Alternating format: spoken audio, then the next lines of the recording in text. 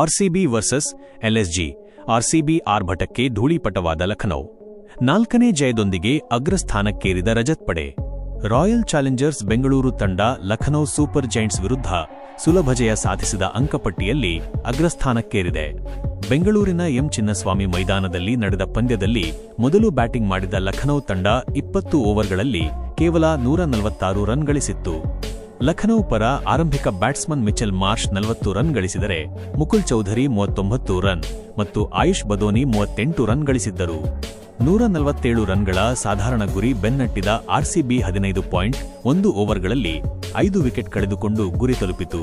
Kohli 49 run, Rajat Patidar 27, Jitesh Sharma 23 run ಗಳಿಸಿ ಗೆಲುವಿನ ರೂವಾರಿಗಳಾದರು. 147 ರನ್ಗಳ ಸಾಧಾರಣ ಗುರಿ ಬೆನ್ನಟ್ಟಿದ ಆರ್ಸಿಬಿ ನಿರಾಯಾಸವಾಗಿ ಗುರಿ ತಲುಪಿತು. ಚೇಸಿಂಗ್ ಆರಂಭಿಸಿದ ಆರ್ಸಿಬಿ 2ನೇ ಓವರ್ನಲ್ಲಿ in form batter Phil Salt 7 wicket ಕಳೆದುಕೊಂಡಿತು. ಸಾಲ್ಟ್ ಪ್ರಿನ್ಸ್ ಯಾದವ್ ಬೌಲಿಂಗ್ನಲ್ಲಿ ಬೌಲ್ಡ್ ಆದರು. 3ನೇ ಕ್ರಮಾಂಕದಲ್ಲಿ ಬಂದ ದೇವದತ್ ಪಡಿಕ್ಕಲ್ 10, ಆವೇಶ್ ಖಾನ್ಗೆ ವಿಕೆಟ್ ಒಪ್ಪಿಸಿದರು. ಆದರೂ 2ನೇ ವಿಕೆಟ್ ಜತೆಯಾಟದಲ್ಲಿ ಕೊಹ್ಲಿ ಜೊತೆಗೆ 57 ರನ್ಗಳ ಜತೆಯಾಟ ನಡೆಸಿದರು.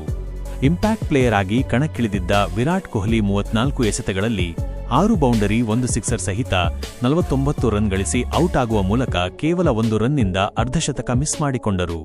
ಆವೇಶ್ ಖಾನ್ ಬೌಲಿಂಗ್ನಲ್ಲಿ ನಿಕೋಲಸ್ ಪೂರನ್ಗೆ ಕ್ಯಾಚ್ ನೀಡಿ ಔಟ್ ಆದರು. ನಾಯಕ ರಜತ್ ಪಾಟೀದಾರ್ 13 ಎಸೆತಗಳಲ್ಲಿ 1 ಬೌಂಡರಿ 3 ಸಿಕ್ಸರ್ಗಳ ಸಹಿತ 27 ರನ್ ಗಳಿಸಿದರು. ಜಿತೇಶ್ ಶರ್ಮಾ ಕೇವಲ 9 ಎಸೆತಗಳಲ್ಲಿ ತಲಾ 2 ಬೌಂಡರಿ ಸಿಕ್ಸರ್ಗಳ ಸಹಿತ 23 ರನ್ ಗಳಿಸಿ ಪ್ರಿನ್ಸ್ ಯಾದವ್ಗೆ ವಿಕೆಟ್ ಒಪ್ಪಿಸಿದರು.